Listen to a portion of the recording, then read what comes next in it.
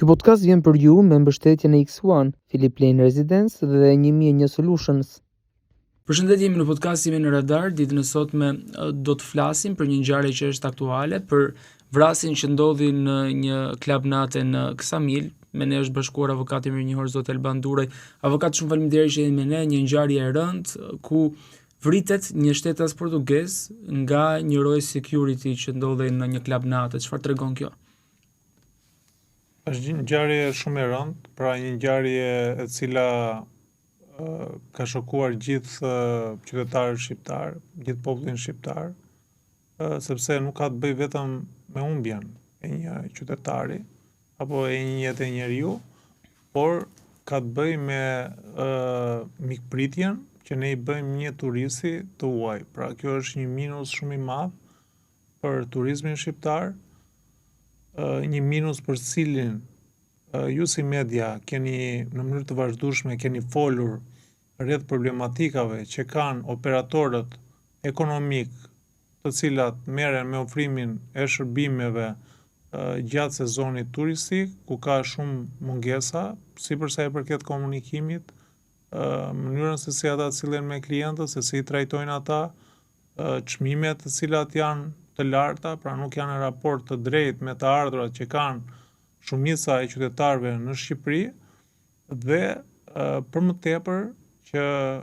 ajo që është më e dhimbshme është mënyra se si është larguar autori i këtij krimi kaq të rënd. Pra kemi gjithë stafin e këtij resorti, i cili ka bashkëpunuar në këtë krim, pra bashkëpunimi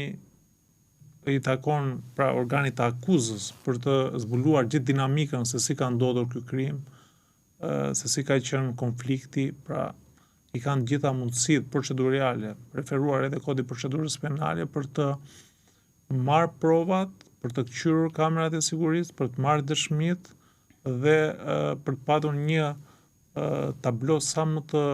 qartë i takon prokurorisë pranë gjykatës së Rrethi të jurisdiksionit përgjithshëm shkallës parë Sarandë. Pra ajo është kompetente dhe ka jurisdiksionin për ta hetuar këtë çështje dhe pastaj për ta gjykuar. Por ajo që është më e dhimbshme dhe që nuk i përket vlerave që kemi ne si popull dhe si qytetar, është se si ka mundësi që gjithë stafi, duke filluar që nga kamarierët, ndihmës kamarierët, pastruesët, pra kush ka qenë aty prezent, janë gati, mos gaboj, nuk jam shumë i saktë sepse informacionin e kam marrë nga media, janë gati 11 bashkëpunëtorë të cilët janë ndaluar, 9 prej tyre janë arrestuar, ndërsa 2 prej tyre janë në kërkim. Pra kjo është ajo që është akoma më e dhimbshme, se si për 3 orë trupi i viktimës ndendi i fshehur, pra nuk komunikua as ambulanca, mund të ndodhte që ambulanca të vinte në kohë, apo të vinte në një kohë të arsyeshme, sa larg ka qenë resorti nga pika më afërt shëndetësore, qendër shëndetësore të Ksamilit deri në resort, mund të ndodhte që të kishte shenja jete për viktimën, por kjo nuk u bë. Kjo u bë vetëm pas 3 orëve, pra pasi si duket ndoshta kanë fshirë ndonjë gjurmë lidhur me këtë krim, sepse duhet parë nëse ky bodyguard apo polis privat ka qenë i vetëm apo jo, apo ka pasur bashkëpunëtorë të tjerë të cilët e kanë goditur të riun nga Portogalia. Dhe këtu i bëj apel shtetit tonë që të marrë masa të ashpra ndaj këtyre operatorëve ekonomik të cilët mund të jenë edhe të dyshim, me para të dyshimta, me para të krimit, të drogës, apo të trafikimit të qenieve njerëzore dhe hapin biznese, pra biznese në gjitha fushat, por kryesisht në fushën e turizmit, duke parë që vitet e fundit ka pasur një boom turistik dhe kryesisht janë turistë të huaj, ndërkohë që këta qytetarë, cilët i kanë kryer me para krimi të ardhurat e tyre, vinë edhe investojnë në këto sipërmarrje të cilat ofrojnë shërbim publik, sepse shërbimi i një lokali, i një dyqani, i një marketi, i një supermarketi, por edhe qof një sipërmarrje tjetër për cilën shteti të licenson, të jep licencën, të ka dhënë ofrimin e një shërbimi publik. Dhe këtë nuk e kuptojnë sipërmarrësit shqiptar, dhe po të vim tek mënyra se kush i ka dhe kush është licencuar, kush i ka këto sipërmarrje, ata nuk kanë vizion për mënyrën se si funksionon biznesi. Pra një trafikant, ai di vetëm atë gjuhën e rrugës, di gjuhën e hurit, të litarit, të rafjes. Pra përveç se këtij resorti ne kemi pasur përpara disa ditësh edhe një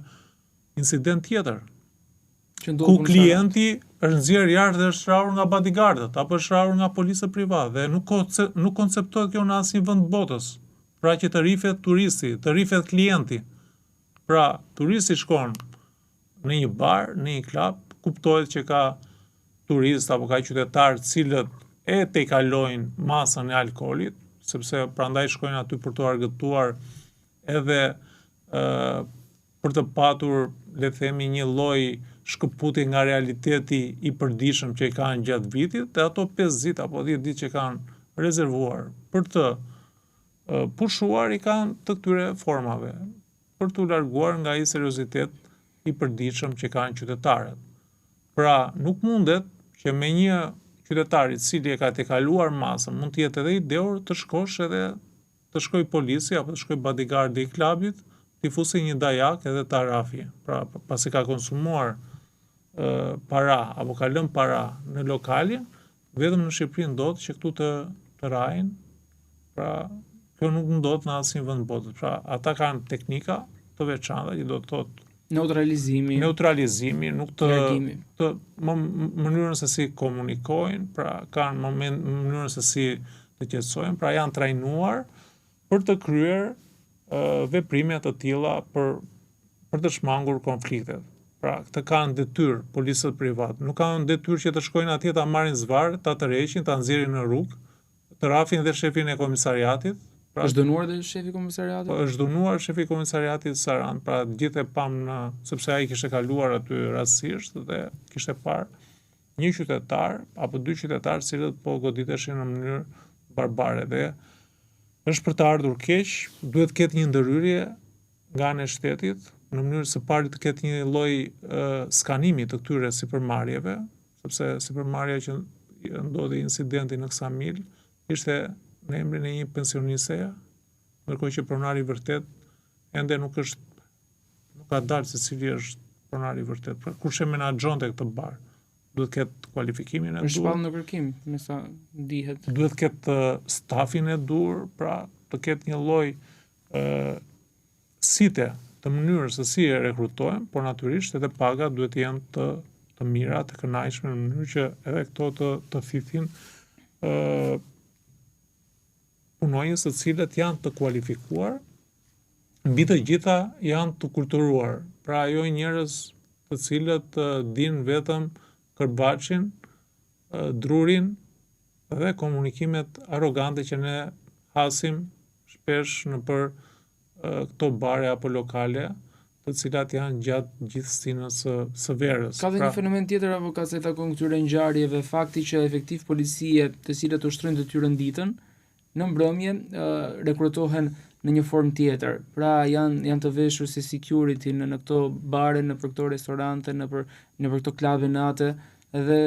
shohim që kjo është kthyer në masë. Pra është problematik dyfish, duke qenë se paradita është ushtrues detyre dhe mbron ligjin, ndërsa në mbrëmje shkel atë në një farë forme. Është e drejtë, është një konstatim i drejtë, për të cilin ju keni ngritur në mënyrë të vazhdueshme problemin që punonjësit e policisë nuk marrin paga dinjitoze. Kemi shpesh punonjësit e policisë së burgjeve, të cilët besoj qytetarët të cilët ju është dashur që të udhtojnë në orët e para të mëngjesit.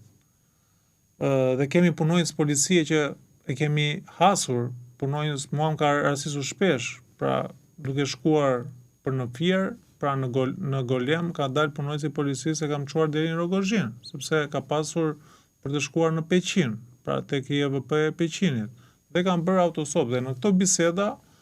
ata më thonë që ne kjo pagë nuk na mjafton, pra ne bëjmë këto sakrifisa, shumica e qytetarëve na ndihmon, pra shumë qytetarë të cilët ndalojnë makinën nuk i marrin pagesë, e kemi të pamundur, janë familjarë të cilët mbajnë familjet e tyre dhe kanë vështirësi ekonomike, pra e mbajnë me shumë sakrifisa një vend pune duke i shërbyer vendit, duke i shërbyer shtetit dhe shteti nuk i trajton me dinjitet këta punonjës policie. Ky është rasti i policisë së burgjeve që e hasim shpesh, kemi punonjësit e tjerë të policisë së rendit, të cilët janë pa automjete, pra në momentin që ata lënë detyrën, do t'i duhet që të lëvizin ose me autobus ose në këmbë. Pra nuk ndodh kjo në asnjë vend botës. Ose të shteti të rimburson, të jep naftën për të udhëtuar ose të vënë në dispozicion mjetin. Sepse një punonjës i policisë shtetit, i cili ndeshet me një hajdut, me një kriminal, me një vrasës, gjatë kohës që ai është në detyrë, do të shkojë në shtëpi, pra duhet ketë mënyra se si shkon në shtëpi, pra të ketë automjetet posaçme të këtyre institucioneve të cilat i çojnë në shtëpi edhe në mënyrë të fshehur, që do të thotë mos a din shtëpinë një kriminal apo një hajdut i cili e merr personale, nëse arrestohet nga një punonjës policie, nëse hetohet nga një oficer i policisë gjyqësore, apo qoftë hetues të byros kombëtare të hetimit, duhet të ketë automjetin e punës për mënyrën se si çohen në shtëpi. Edhe paga të jenë paga dinjitoze, në mënyrë që edhe bashortja mos të shkojë në punë, pra të ketë mjaftueshëm para që të mbajë familjen e vet, pra me kosto të cilat janë rritur apo çmime që rriten çdo ditë, çmimet e shportës, dhe ndihma të tjera siç mund të jenë kredit zero, që u bë vetëm propagandë, më falni, dhe ne nuk shikojmë që punonjësit e policisë të marrin apartamentet e tyre me financim nga shteti 100% dhe pastaj të paguajnë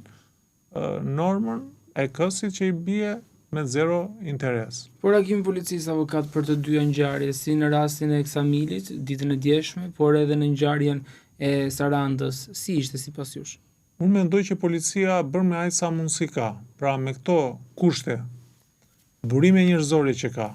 por qoftë edhe motivim, sepse puna duhet bërë, pra ne që të bëjmë punë duhet që të motivohemi, duhet që të kemi një pagë e cila të na motivojë të vi krejt natyrshëm, puna sado pasion të kemi për një punë, pra duhet të jemi të paguar mirë me dinjitet, por edhe sakrifica t'ja vlej sakrifisa që bën një punonjës policie. Unë besoj që shumica e policisë shtetit, antarët e policisë shtetit, apo punonjësit e policisë së shtetit, janë njerëz të cilët e bëjnë atë punë me përgjegjësi maksimale, pra janë adhetar, duan aty që të mbrojnë interesat e qytetarëve dhe të shtetit, pavarësisht se ka mes tyre ka edhe segmente apo individ të caktuar të cilët bashkëpunojnë me krimin, apo janë të rekrutuar nga krimi, qoftë edhe për interesa, pra punojnë për interesat e krimit, po kjo nuk do të thotë që punojësi i policisë apo policia e shtetit të identifikohet me krimin e organizuar. Shumica janë qytetarë të ndershëm, të cilët punojnë aty, pra e shikojnë këtë profesion, e shikojnë me shumë pasion dhe punojnë jashtë kushteve të tyre, pra mundësisë që i jep shteti, pagesët që i jep shteti dhe kushteve të tjera të cilat janë kushte mjaft të vështira. Dhe ne këtu si qytetar duhet ta ngremë zërin për punonjësit e policisë, për mësuesët, për mjekët, pra janë shumë profesione të cilat janë shkatruar pas viteve 90, ndërkohë që ne kemi qenë në diktaturë, pra në një regjim totalitar komunist, por ama këto profesione kanë qenë profesione të cilat janë trajtuar me dinjitet, janë vlerësuar nga shteti, por janë vlerësuar edhe nga qytetarët. Ndërkohë që këtu është krejt e kundërta. Në këto 35 vite janë shkatruar këto profesione, me qëllim apo pa qëllim, është çështje për tu investiguar dhe për tu analizuar nga studiusët apo qoftë edhe nga gazetarët investigativ që për çfarë është bërë shkatrimi i këtyre profesioneve, sa më të buta, sa më të brishta të jenë, sa me pak para të vlerësohen, aq më të dobët janë dhe aq më të brisht nga në raport me atë çka afron krimi apo le të themi ndërhyn tek disa antar